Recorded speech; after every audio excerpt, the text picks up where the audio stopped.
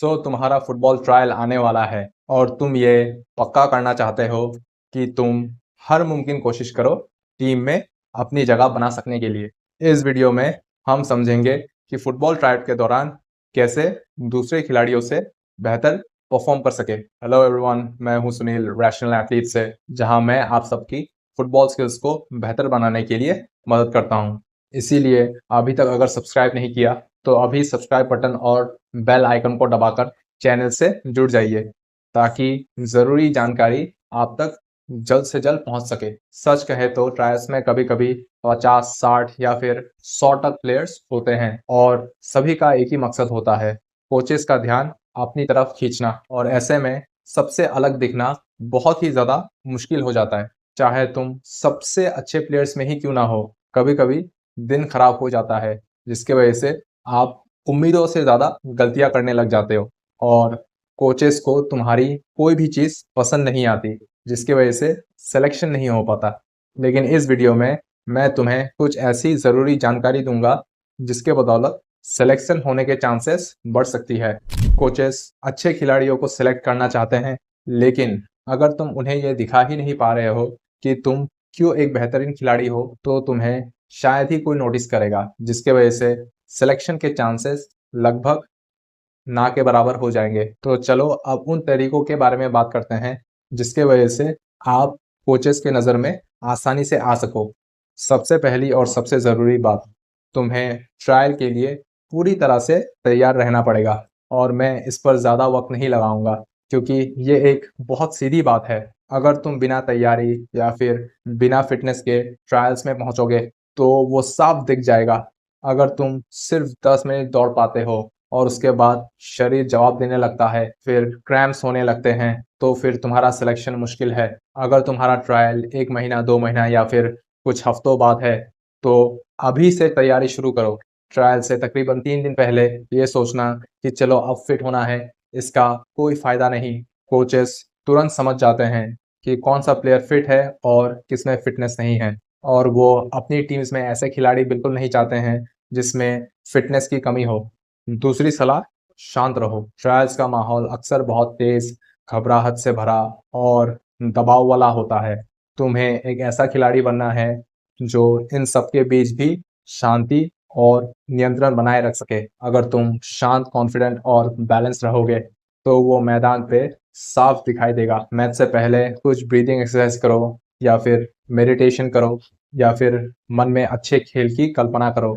इससे तुम्हारा दिमाग सही स्थिति में आएगा और मैच के दौरान बहुत ज़्यादा फर्क पड़ेगा। ट्रायल्स के दौरान ज़्यादातर खिलाड़ी नर्वस होंगे और अच्छा परफॉर्म करने का दबाव उन पर बना रहेगा। उन सब के बीच अगर तुम शांत रह पाते हो तो वही तुम्हारी सबसे बड़ी ताकत बन सकती है। अगली बात, अपनी ताकत के हिसाब से खेलो। ट्रायल्स में दिखावा करने की जगह बिल्कुल नहीं है। अगर तुम आम तौर पे वन ऑन वन प्लेयर्स को बीट नहीं करते तो अचानक से ट्रायल के दौरान वही करने मत लग जाओ। और इसके विपरीत, अगर वही तुम्हारी सबसे बड़ी ताकत है तो उसे करने से खुद को मत रोकना।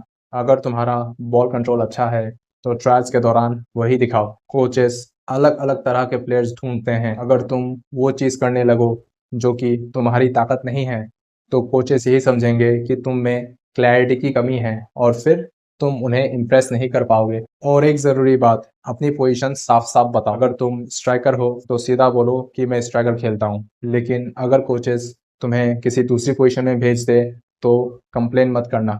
लेकिन अपने असली पोजीशन के लिए मजबूती से खड़े रहो, क्योंकि स्ट्राइकर और सेंटर मिडफील्डर का रोल बिल्कुल अलग-अलग होता है। तुम्हारा मकसद अपने सबसे बड़ी खूबियों को दिखाना होना चाहिए।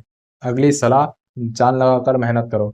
ट्रायल्स ज़्यादातर सिर्फ 1 या 2 दिन होते हैं। तुम्हारा मौका है, इसलिए मैदान पर सब कुछ झोंक दो। बाद में पछताने वाले प्लेयर्स मत बनना।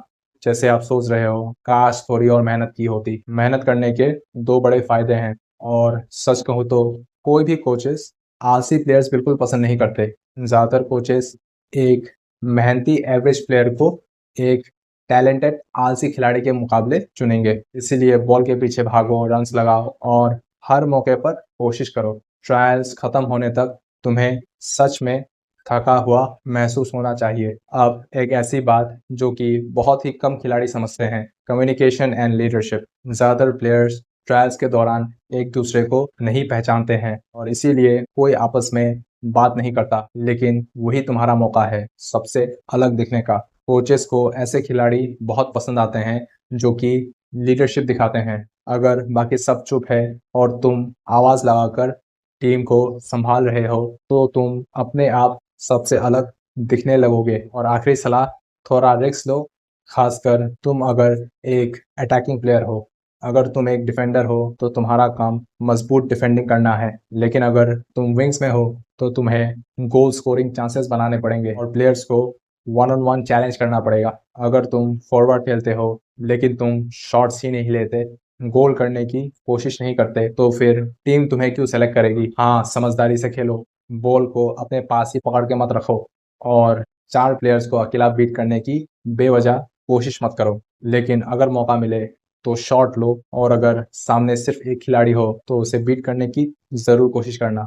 ट्रायल्स को अपने गेम का एडवर्टाइजमेंट समझो। तुम्हारे पास सिर्फ 1 या 2 घंटे होते हैं कि तुम क्या कुछ कर सकते हो, इसीलिए समझदारी और कॉन्फिडेंस के साथ खेलो। बहुत सारे प्लेयर्स नर्वस होकर के सिर्फ सेफ पासेस देते रहते हैं या फिर ज़रूरत से ज़्यादा ट्रिक्स दिखाते हैं।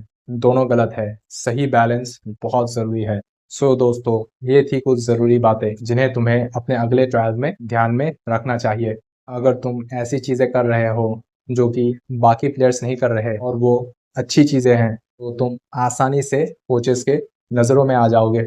ये गारंटी नहीं करता कि तुम्हारा सिलेक्शन हो जाएगा, लेकिन ये छोटी-छोटी बातें तुम्हें दूसरों से अलग बनाती है। एक बेहतरीन खिलाड़ी बनने के लिए और भी वीडियोस आने वाले हैं, उनमें भी बहुत ज़रूरी बातें बताई जाएगी। इस वीडियो को अपने टीममेट्स और दोस्तों के साथ शेयर करना ताकि वो भी अपने ट्रायल के लिए सही तरीके से तैयारी कर सके। ये है रैशनल एथलीट, जहां हम आपकी गेम को इम्प्रूव करने और मैदान पर सबसे अलग दिखने में मदद करते हैं।